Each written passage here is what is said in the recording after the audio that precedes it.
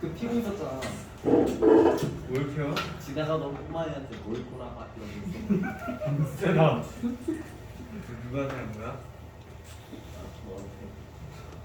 뭐 근진이는 못 왔을 때.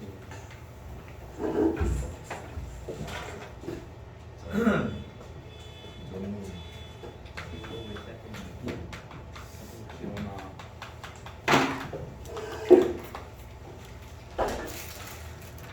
자, 거기 68페이지에 그림 나온 거를 볼 건데 우선은 요구에 지금 우리가 봤었던 그 태양복사 에너지, 지구복사 에너지에 대한 좀 더 구체적인 내용이에요. 이거는 자, 뭔 말이냐면 우리가 저번에 천문을 하면서 그때 살짝 얘기했던 게 뭐였냐면 이 람다 맥스와 같은 경우는 T분의 A다.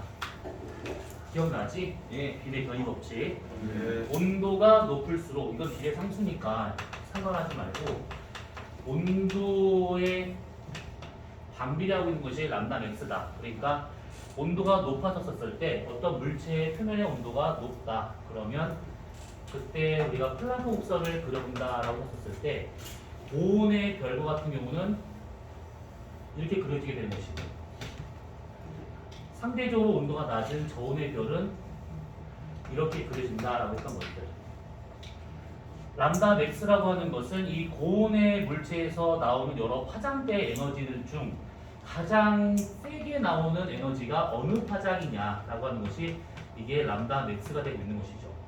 그래서 고온과 같은 경우는 이렇게 람다 맥스가 왼쪽 단파 쪽에 치우친 상태에 되고 있는 것이고 저온인 경우에는 람다 맥스가 얘보다 좀 더 오른쪽에 있는 치우쳐진 상태다라고 보시면 돼요. 그래서 온도에 반비례하고 있는 것이 파장이구나라고 생각하면 되는데 이 얘기를 갑자기 왜 했냐면 이게 우리가 태양 복사 에너지하고 지구 복사 에너지를 지금 얘기하고 있다 보니까 태양과 같은 경우에 표면의 온도하고 지구의 표면의 온도를 보자면 대략 태양과 같은 경우는 한 6000켈빈 정도가 되고 있는 상황이고 지구는 한 300켈빈 정도 되고 있는 상황이지. 그러다 보니까 태양의 표면도가 워낙 높다 보니까 얘가 주로 단파의 에너지를 많이 방출하고 있는 중이고 그거에 비해서 지구와 같은 경우는 장파 복사 에너지를 많이 방출하고 있는 것들입니다. 태양과 같은 경우에 이 6000켈빈에 해당하고 있는 람다 맥스는 주로 가시광선 영역에서 지금 그 오는 중이고 지구와 같은 경우는 그보다 훨씬 더 파장이 길다 보니까 적외선 영역에서 람다 맥스가 나타난다. 뭐 요 얘기지. 자, 그러면 이제 저거를 토대로 해가지고 우리가 그림을 한번 그려보자면 여기 있습니다. 자, 요렇게 지면이 있어요. 그 다음에 왜 이렇게 선이 안 그려져 도대체? 비가 와서. 자, 여기가 지금 대기권이다라고 생각하고 여기가 우주라고 보고 여기가 지금 지표가 좀 되고 있습니다. 자, 우선은 우리가 지금 그리고자 하는 것은 태양에서 들어오는 태양 복사 에너지를 한번 표현을 해볼 것인데 태양에서 쭉 들어옵니다 우리한테. 그래서 이 대기권 상층부 여기 대기권 바로 들어오기 전에 받은 에너지량을 우리가 100이라고 한번 가정을 해보는 것들이야. 자, 그러면 이 100이라고 하는 요 에너지가 이제 태양에서 지구로 들어오는 것들인데 이 중에서 얘가 들어오다가 대기에 있는 구름이나 다른 기체에 의해서 산란반사 보이게 될 거라고. 그래서 얘가 들어오는 것들 중에 대기에서 이렇게 튕겨내가는 양이 있을 것이고 또는 더 들어왔다가 지면까지 도달한 다음에 튕겨나가는 양이 있을 것인데 이 둘을 합치면 얘가 30 정도가 됩니다. 이것이. 그러면 여기서 말한 이 30과 같은 경우는 지구의 반사율이구나 라고 볼 수가 있는 것이지. 30은 우리하고는 아무 상관이 없는 그런 에너지라고 보시면 돼요. 자, 그러면 얘가 나머지 100 중에서 30이 튕겨나갔으니까 70이 들어올 것인데 그때 쭉 들어왔었을 때 지면까지 도달을 해가지고 지면에서 먹는 양은 45 정도가 됩니다. 자, 45 정도가 되고 있으면 여기서 30 튕겨냈고 40이 짐을 먹었으니까 당연히 여기서 대기에서 흡수하는 것은 25 정도가 되고 있더라 라고 볼 수가 있는 것들이지. 자, 숫자는 중요하지 않아. 우선은 다 하고 난 다음에 아 저게 저런 숫자구나 라고 정도만 이해하면 돼요. 자, 우선 여기서 말하는 요 25라고 하는 거는 어떻게 생각할 수 있는 거냐면 태양에서 들어오는 복사 에너지가 그대로 대기에 흡수되는 경우를 말하고 있는 것인데 요거를 우리가 첫 번째라고 이제 가정한다 치면 여기다가 표시했을 때 저거와 같은 경우는 크게 지금 맨 끝에 있는 플라모 복사를 보면 알다시피 태양 복사 에너지는 여기서 최대의 복사 에너지를 방출하는 거지만 여기도 에너지가 방출되고 여기도 에너지가 방출되고 있다는 거야. 그래서 태양 복사 에너지를 우리가 크게 세 개로 나눠서 본다 치면 자외선 영역하고 가시광선 영역하고 적외선 영역하고 이렇게 세 개로 나눠서 본다 라고 친다고 하면 우선 자외선과 같은 경우는 성층권에서 얘가 대부분 다 흡수가 되죠. 오존층에 의해 가지고. 그리고 적외선과 같은 경우도 분명히 존재하고 있는 것들인데 파장이 긴 얘네들은 대류권에서 흡수가 주로 되고 있는 중이지. 온실기체에 의해 가지고. 가시광선과 같은 경우는 대기에서 흡수가 안 됩니다. 가시광선이 대기권에서 흡수가 된다. 눈에 되는 게 없다. 이 뜻이기 되기 때문에 가시광선은 흡수될 게 아니에요. 그러면 저기서 말한 25라고 하는 것은 요거하고 요거를 더한 값이 25가 되고 있더라가 되고 있는 것이지. 요것을 우리가 그래프로 그려본다면 대략 이렇게 나타날 수 있는 것이 여기를 우리가 파장이라 생각해보고 여기를 대기에서의 파장대별 흡수율을 따져본다 치면 파장이 짧은 쪽 자외선과 같은 경우는 대부분 다 흡수가 됩니다. 쭉 흡수가 되다가 가시광선 영역은 흡수가 안 됐다가 적외선 영역에서는 흡수가 되는 구간도 있고 안 되는 구간도 있고 그냥 뭐 지맘대로다가 아무튼 막걸리는 거야. 그래서 여기를 우리가 가시광선 영역이다 라고 보고 여기를 자외선 영역 그 다음을 적외선 영역이라 본다 라고 친다고 그러면 여기서 흡수되고 있는 것이 요놈 여기서 흡수되고 있는 이런 것들이 요놈 그러면 가시광선은 흡수가 되지 않는구나 이렇게 볼 수가 있는 것들이죠. 물론 이 적외선 영역에서 이렇게 흡수가 되지 않는 이런 구간도 있습니다. 그래서 이런 구간들을 다 합쳐서 뭐라고 그러냐면 여기나 여기나 이런 것들 이렇게 흡수가 되지 않는 이런 구간들을 대기의 창이라고 얘기해. 그러니까 뻥 뚫려 있는 거야. 그래서 거기를 통해서 빛이 들락날락거리기가 쉽더라 이겁니다. 자, 아무튼 그래서 이런 식으로 좀 되고 있는 거를 감안하면 결국 대기에 흡수되고 있는 것은 성층권에서의 자외선, 대류권에서의 적외선 흡수가 되고 나머지 가시광선은 지표로 들어오고 있더라가 되고 있는 것이지. 그래서 45라고 하는 것은 가시광선에 의해서다라고 생각하시면 되는 겁니다. 이렇게. 자, 우선은 태양 복사 에너지가 들어왔대. 그러면 저런 식으로 튕겨내는 거, 대기가 흡수하는 거, 지면이 흡수하는 거, 파장대별로 또는 고도별로 다르게 나타난다. 이렇게 볼 수가 있는 것들이지. 자, 그 다음에 얘가 들어왔어. 그러면 나가는 것도 있어야겠죠. 자, 요게 지금 들어온 에너지가 어떻게 분배되고 있는가를 따져본다 치면 이번에는 지구에서 나가는 형태로 맞아졌을 때를 이제 그림을 그려보자면 우선은 지표에서 나가는 거가 있습니다. 지표 나가는 거. 요 지표에서 나가는 게 133이 돼. 네? 뜬금없이 우선은 보시면 돼요. 이 133이라고 하는 요것은 몇 가지 합친 말인데 뭐냐면 지구 복사 에너지와 그 다음에 물이 상태 변화를 하면서 간접적으로 공급한 열과 대류나 전도처럼 직접 대기를 가열하는 현열 요 상태에서 133이 우선 나갑니다. 이렇게. 자, 그러면 이 133 중에서 얘가 대기권을 뚫고 가는 거다 보니까 여기서 대기에서 일부 에너지가 흡수가 돼요. 근데 여기서 흡수가 됐었을 때 지구에서 나가는 이 세 개들 중 요거는 100%다 흡수가 되지만 지구 복사 에너지는 100% 흡수가 다 안 돼.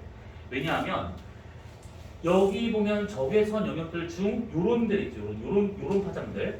요런 파장대에서는 되게 흡수를 못 합니다. 그래서 대부분은 다 흡수가 되지만 일부만 여기가 흡수가 안 되다 보니까 일부만 나가게 되고 나머지는 대부분 다 먹히더라 라고 생각하시면 돼. 그랬을 때 여기가 대기를 뚫고 나가는 4 정도의 에너지가 있을 것인데 요 4에 해당하는 게 뭐냐면 방금 얘기했었던 대기의 창이라는 파장 영역을 통해서 나가는 양이구나 라고 보시면 되는 겁니다. 그리고 또 하나는 여기서 말하는 이것들의 크기는 지구 복사 에너지가 제일 많고 수문열 형태로가 그 다음 많고 현열, 대류 전도와 같은 직접 가열에 의한 것이 제일 적더라 이렇게 보면 됩니다. 자, 아무튼 그러면 133 중에서 4가 나갔으니까 대기가 흡수한 양은 얼마 되는 거냐면 129가 되고 있더라가 되는 것이지. 이거 숫자 이해되지? 이거 우선은. 자, 그럼 129가 대기에서 흡수된 양이네. 근데 여기서 말한 이 129는 뭐냐면 지구에서 받아들인 게 129야. 근데 실제로 대기가 먹은 양은 이게 전부가 아니지. 저기서 먹은 양도 있지. 그래서 129에다가 태양에서 받은 25를 합치면 대기가 먹은 총량은 154가 되더라가 되는 거예요. 154. 이게 대기가 먹은 전체 총량이야. 이놈이. 자, 그러면 154 중에서 대기가 먹었으니까 이것이 우주로 나가거나 아니면 지표에 재복사하거나 이렇게 할 수가 있을 것인데 그때 여기서 나가는 양이 얼마냐면 66일입니다. 그러면 154에서 66을 빼게 되면 88이 다시 지표로 재복사가 되고 있다. 이 얘기지. 자, 그러면 숫자를 한번 맞춰봅시다. 지구가 처음에 태양에서 받아들인 양, 반사율을 제외한 나머지 70은 먹었어. 그래서 최종적으로 나가는 지구에서 나가는 에너지량은 4 더하기 66 그래서 70이 나가는 거야. 70 먹었으니까 70이 나가더라. 그 다음에 대기가 먹은 양이 지구로부터 129, 태양으로부터 25 그래서 154를 먹었어.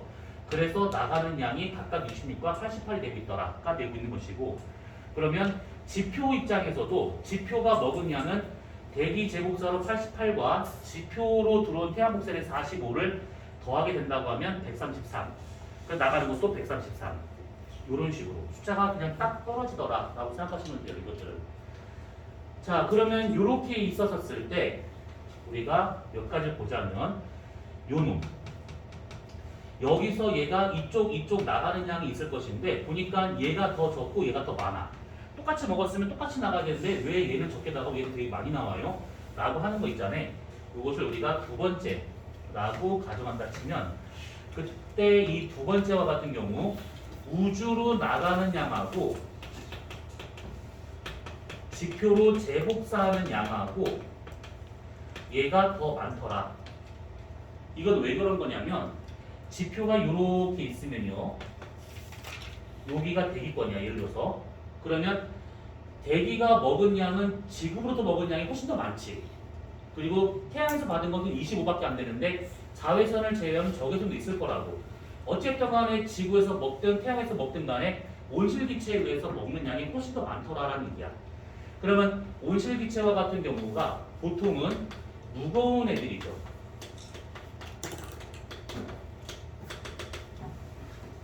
무거운 애들이다 보니까 이게 위로 전체 다 떠 있는 상태가 아니고 지면에 이렇게 많이 깔려 있는 상태다라고 볼 수가 있는 것들이야. 무겁다 보니까. 그러면 온실기체의 분포가 대기권들 중 지표에 몰려 있다 보니까 먹는 양이 어디가 많냐? 그러면 지표가 훨씬 더 많습니다. 그래서 여기서 이 높은 곳으로 올려 보내는 것보다는 오히려 지면을 내려보낸 양이 더 많을 수밖에 없다가 되는 것이지. 그래서 이렇게 되고 있다라고 하는 것은 결국 뭐냐면 온실기체의 분포가 지면에 훨씬 더 많기 때문이다 라고 생각하시면 돼요. 이것은.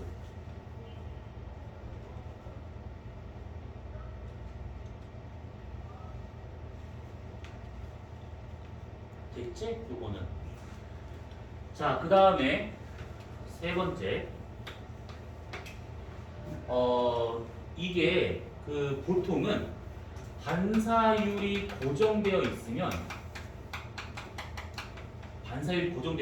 저기 맨 끝에 대해서 반사율이 30% 고정되어 있으면 이것 때문에 지구에서 우주로 나가는 최종 우주로 나가는 이 에너지 양도 고정이 된다라고 봐야 돼요.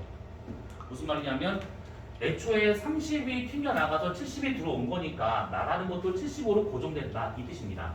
얘가 고정되어 있으면 요거 합친값도 고정이다.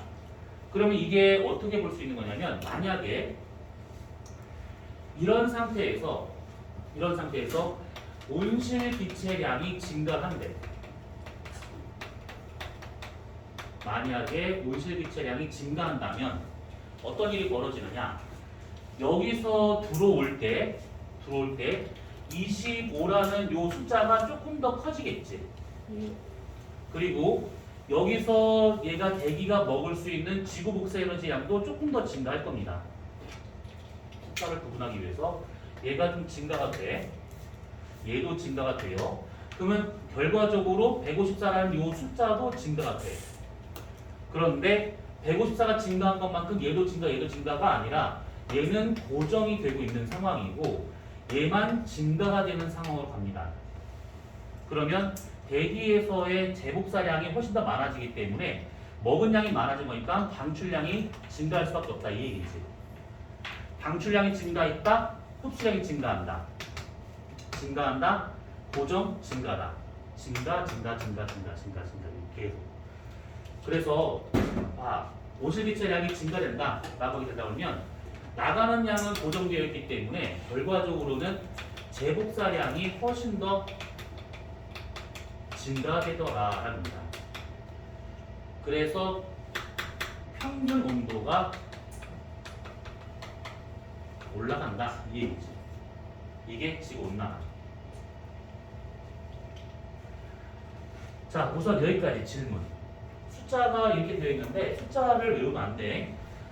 중동에서는 숫자까지 들어가지 않기 때문에 그냥 저렇게 흐름이 있다 정도로만 봐주시면 되는 것이고 뒤쪽에 바로 지구온난화 나오기 때문에 저기 나와 있는 1번, 2번, 3번 저거의 관계 정도만 이해하고 있으면 되는 겁니다. 온실기체 증가한다? 그럼 어떤 일이 벌어질 것이냐? 그러면 뭐 반사량은 뭐 감소하겠죠. 그럼 얘가 감소한다고 그러면 얘가 증가하겠죠. 그러면 더 많은 에너지가 지구로 들어오겠죠. 온도가 올라갈 겁니다. 이것을 설명할 수 있는 거 없는가? 아무튼 뭐 이런 거를 하시면 돼요. 평균 기온이 올라가면 안에 갇혀있던 열이 나간다고 했는데 평균 뭐라고 다시? 물리쌤이 지구 안에니까 열이 많아지잖아요. 열이 평균 기온이 올라가면 나간다고 했는데 그게 나가게 되기 위해서는 복사평이 깨진 상태가 돼야 돼. 복사평이 자체가 깨져야지만 나가는 양이 더 증가될 수 있는 것들이야. 그런데 지금 현재 지구는 복사평형 상태야. 그러니까 그거 혹시 그 실험 본 적 있는가? 이게 알루미늄 컵에다가 햇빛을 쏘여가지고 뚜껑 닫을 때 안 닫을 때 이렇게 열평형 상태에 도달하는 그 그래프. 그거로 생각하시면 돼. 근데 지구는 현재 복사평형 상태이기 때문에 요게 고정이면 저것도 고정이다라고 봐야 되는 것이지. 근데 지구가 계속 온도 올라가잖아. 지금 한 17도가 평균 기온인데 만약에 한 30도 넘, 지금 한 2배 넘게 올라간다 치면 한 40도 올라간다 쳐. 그러면 당연히 나간 양이 증가할 수밖에 없어 그때는. 근데 그거는 복사평이 깨진 상태. 그때는 인류라는 것 자체가 없을 겁니다. 뭐 종말을 맞이할 거예요? 아니야. 종말이 벌써 끝난 상태야. 자, 아무튼 이렇게 해서 열평형 상태까지는 이런 식으로 정리하면 될 것 같네요. 자, 그러면 거기 68페이지에 나와 있는 그림이 좀 약간 조금 애매하긴 한데 아무튼 뭐 이렇게 되어 있다라고 생각하시면 되고 뒤쪽에 나와 있는 지구 온난화에 대한 얘기는 진짜 많이 한 거기 때문에 또 얘기할 필요는 없을 것 같아요. 하고 싶지도 않고 하기 싫어. 그러니까 한번 쭉 읽어보시면 될 것 같고 그 다음에 뭐 복사평의 실험에 관한 것이 있는데 한번 읽어보시면 될 것 같고 72페이지를 보시면 온실기체의 종류하고 기여도라고 하는 것이 있는데 거기 지금 72페이지 밑에 표를 보시면 온실기체 이산화탄소부터 메테인 뭐 여러 가지 나오고 있는데 그 중에서 보시면 메테인이 지금 가장 문제가 될 수 있는 소재가 커요. 다른 것들은 양이 아주 적기 때문에 이런 것들은 크게 지구 온난화에 기여하는 것은 좀 적을 수 있을 것인데 메테인과 같은 자연 상태에서도 잘 만들어지는 것이고 또 얼마 전에는 저기 누구냐 러시아가 그 덴마크 쪽으로 보내는 그 해저 가스관을 폭파시켜 버렸어.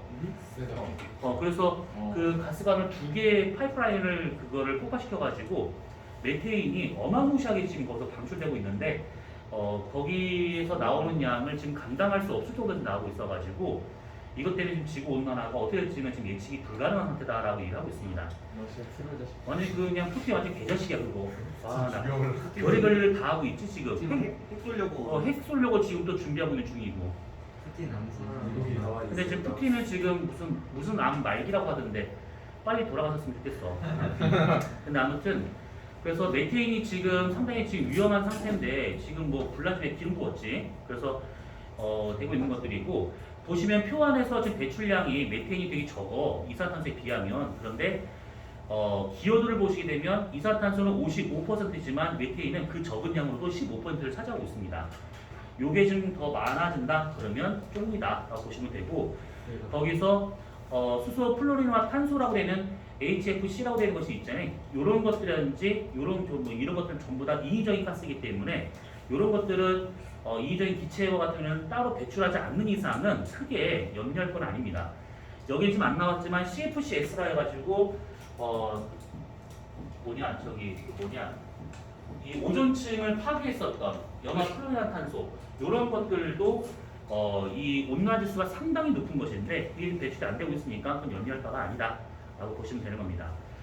자, 아무튼 그래서 이산탄소로 지구 온난화가 시작됐지만 지금은 메테인을 걱정할 때다 라고 보시면 돼요.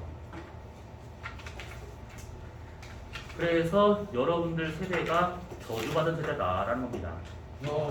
뭐 하나 없어, 뭐 하나가. 여러분들 세대가 조금 뒤로 밀려있는 세대인데 지금 20대부터가라고 보시면 되는 거니까 여러분들 한 10살 정도밖에 차이가 안 나지, 그치? 그 세대가 그 단군 이래 부모보다 못 사는 세대라고 얘기를 해. 그러니까 계속 발전을 해왔기 때문에 항상 이 자식 세대가 부모보다 더 풍족하게 살았었던 그런 세대인데 이번 20대부터가 이제 자식이 부모보다 못 사는 세대. 여러분들은 더 심한 세대. 경제적으로든 환경적으로든 뭐 하나 나은 게 아무것도 없는 세대. 안타깝지만 늦게 태어난 게 죄예요. 네? 와. 그리고 내 세대와 같은 경우가 혜택을 많이 받을 거라고 하는 경우도 있는데 내 세대는 오히려 대학 신입생 때부터 아이들 터져가지고 난리도 아니었고 막 실업자가 그냥 미치지. 진짜 꿀 빨았던 세대는 60년대생. 그럼 몇 살이에요? 지금 50 후반, 60. 이 사람들이 건국 이래 최대의 호황기를 누리면서 부럽다. 제일 짜증나는 세대야, 개인적으로. 왜냐면 이 얘기할 때 아닌데 그 당시 예적금 금리가 지금 일이 얼마인지 모르지. 옛날에 16%가 그러지 않았나? 16%? 지금 금리가 그나마 올라서 지금 이게 예금을 해놓으면 한 4%, 5%를 받아. 그것도 되게 많이 받는 거야. 옛날에. 근데 그 당시에는 얼마냐면 세게 주면 23%, 세다. 25%. 연금 금리가. 그러면 내가 1억을 맡겼다. 그러면 1년 동안 한 2,300만 원 받는 거야, 이자로만. 미친 거지. 지금 뭐 그리고 그 당시에 주택이나 이런 것들을 막 한참 짓는 거기 때문에 뭐 아파트 가격이 뭐 어디라고 딱 진치하긴 그긴 하지만 보통 한 2천만 원이면 웬만한 아파트 다 사. 그런지 취업은 그냥 졸업장만 따면 그냥 지원서만 내면 그냥 무슨 여러 회사에서 막 오라고 막 그러지. 아무튼 뭐 그런 세대야. 강남. 그래 놓고 그렇게 꿀받았던 세대인데 그 세대가 똥을 쌌지 많이. 먹은 만큼 똥을 많이 쌌어. 그 똥을 그 다음 세대가 다 치우래 다. 제일 짜증난 소리야 진짜. 아유, 이런 세대가 많이 있긴 한데 아무튼 그래. 우리 집은 큰일 났다. 몸조선이야. 근데 그거를 몰라요 그 세대는. 나 때는 말이야. 뭐 공부하면 그 대학 갈 수 있지 알아봤냐면. 그때는 대학이 적었고 그 들어가려고 하는 사람이 적었으니까 그냥 조금만 공부하면 들어가지. 씨 요즘 못 들어가게 되고 대학 들어가.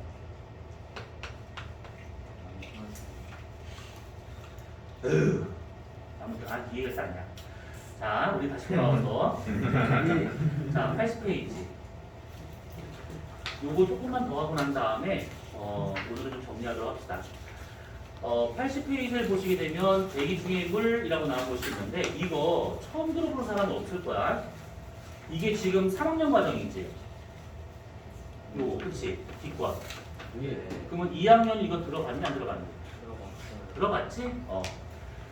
자 우선 대기 중에 있는 수증기와 같은 경우는 그냥 리뷰 정도 하는 걸로 해서 끝내도록 합시다 이거는. 자 우선은 그 몇 가지 용어가 있는데 포화 수증기량이라는 얘기는 들어봤을 거야.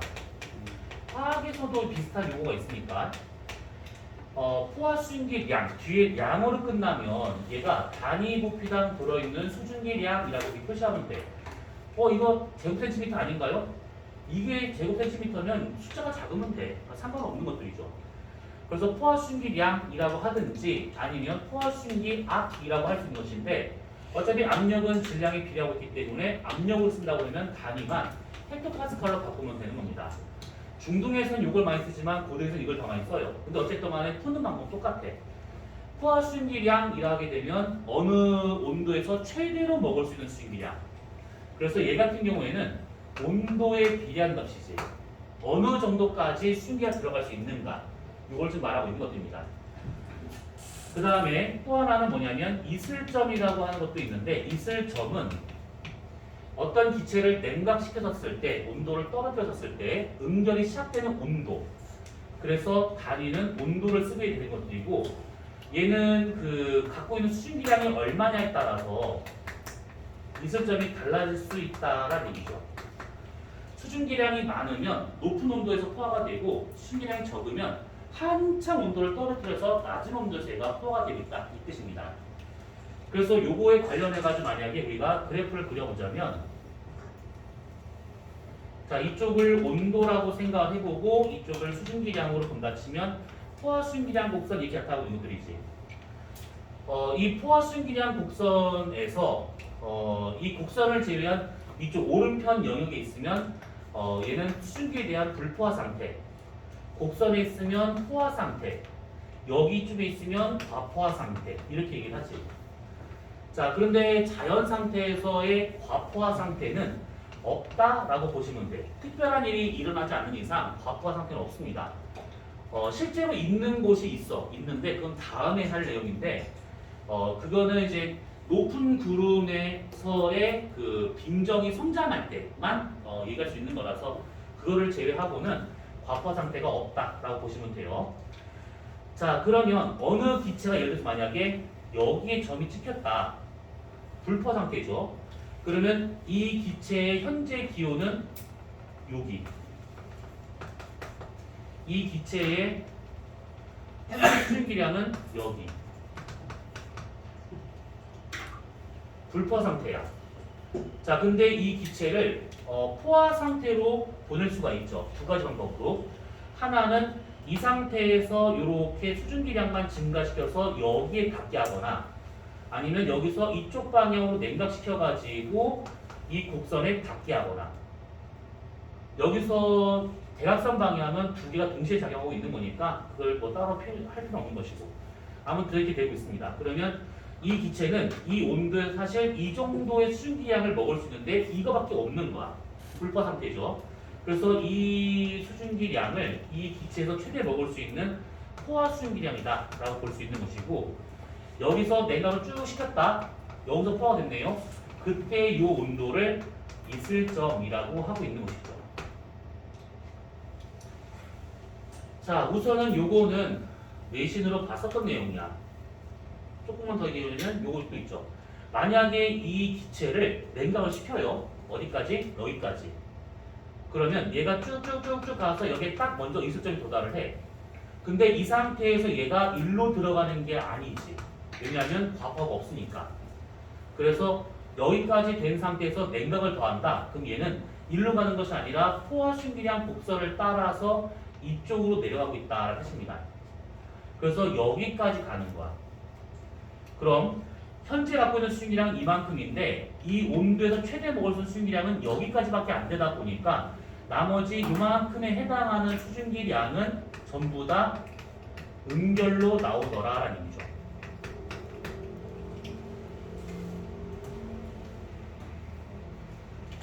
자, 그 다음에 습도라고 하는 것도 있지.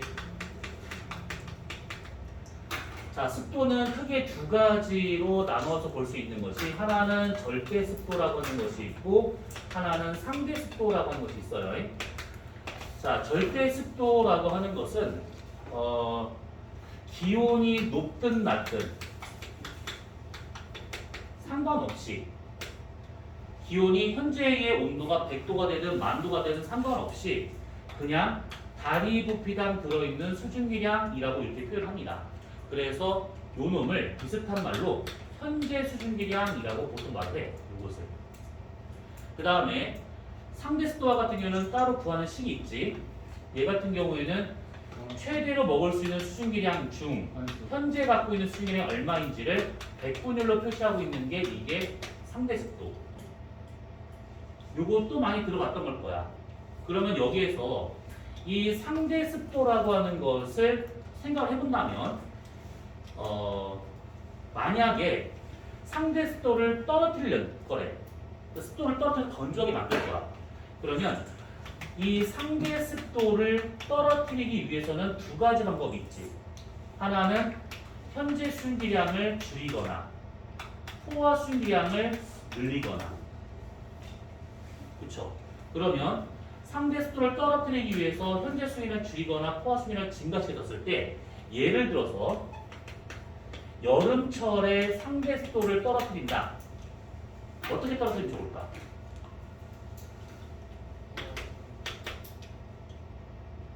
온도를 현재 수증기량을 낮추는. 낮추는 거, 얘는 높이는 거. 그러니까 어떻게 낮추고 어떻게 높이냐 이거지. 아, 제습기. 이게 꼭 나오더라. 현재 수증기량을 줄이려면 제습기가 나오는데 참 신기합니다. 틀린 것만은 아닌데 이것도 맞는 얘기야. 또 근데 과학부에서 면접을 하는데 현재 수증기량 줄이는 방법이 뭐예요? 제습기요. 이러면 욕먹지. 틀린 말은 아닌데 욕먹어. 그러니 너의 생각은 그걸 다니? 네, 이만 알았어. 끝, 안녕. 이렇게. 그거 말고 온도를 낮추는 온도를 낮춘다고? 거.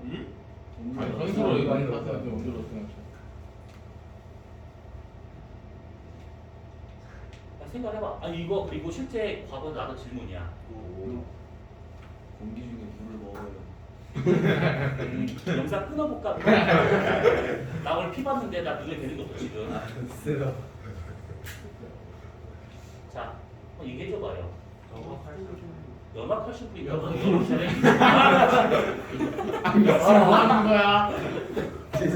아니야 조용해봐. 들어보자. 연막칼슘 왜 뿌려 여름에? 집 아래다가 와 좋은 방법이야. 집 안에 연막칼슘 뿌리면 너 등짝 스매싱 아주 작살 날 거다 진짜. 어머니가 너 뭐하는 짓이세요? 연막칼슘이에요. 왜 뿌려요? 너무 숨겨서요. 그래요? 볼만하겠다. 에어컨을 트는 게 가장 손쉬운 방법이지. 에어컨이라고 하는 뭐야? 그러니까 왜냐하면 요거 같은 경우에는 그때 요구했던 답이 제습기가 아니라 에어컨이었었는데 대기 중에 있는 수증기를 기화시켜가지고 얘를 지금 이게 온도를 떨어뜨리는 거잖아요. 그 원리를 설명해봐라 라고 하는 것들이었었고 그 다음에 여름철에 비가 엄청 와서 막 습해. 그러면 여러분들 학교 가 있으니까 모르겠지만 에어컨을 틀지 않으면 보통 보일러를 틀어요. 여름철에 온도를 높여가지고 온도를 높여서 포화 수증기량을 증가시키는 것이지. 그래서 습도를 떨어뜨립니다. 근데 한여름에 누가 보일러 틀어요? 안 틀지. 그냥 차 에어컨 틀고 말거나 아니면 쟤처럼 제습기를 틀거나. 근데 아무튼 여기서 얘나 얘를 말하는 제품을 말하는 것이 아니고 원리를 설명해봐라 라고 하는 것들이니까 이런 식의 문제가 나오면 에어컨 틀면 추워져서요. 이런 말 하지 말고 원리를 잘 설명하시면 되는 것입니다. 헛소리 하면 죽어요. 헛소리 하면. 자, 그러면 이렇게 되고 있는 것들이고 그 다음에 한 가지만 하고 정리하도록 합시다. 이 상대수와 같은 경우는 대부분 생활지수랑 연결되어 있어. 그렇습니다. 이건 또 뭐예요? 라고 할 수 있을 것인데 그거지. 뉴스 일기예보 말미에 나오는 무슨 빨래 지수, 세차 지수, 나들이 지수 뭐 이런 것들 있잖아요. 네? 그런 게 이런 지수와 같은 것들이 여기서 나온 것도 있는 것들이고 이게 잘 생소하다 그러면 불쾌 지수도 들어봤을 거야. 불쾌 지수도 이 상대 습도에다가 상수를 곱해서 나오는 게 불쾌 지수인데 보통 불쾌 지수 한 80 정도 된다고 하면 대부분의 사람들이 짜증이 나. 무슨 말만 하면 화가 나. 근데 한 82 정도 되잖아요. 그러면 옆에 붙어 있는 것만으로 주먹이 날아갈 수가 있고 그리고 약간 턱을 살짝 30도 돌릴 수가 있어. 그래서 그 정도 되고 있는 것이고 한 84, 85도 되잖아요. 그러면 같은 엘리베이터 안에 남자가 자뜻한 상태에서 습하고 짜증나고 압력이 막 올라가고 있잖아. 근데 마침 손에 칼이 있었어. 찌를 수 있는 상태야.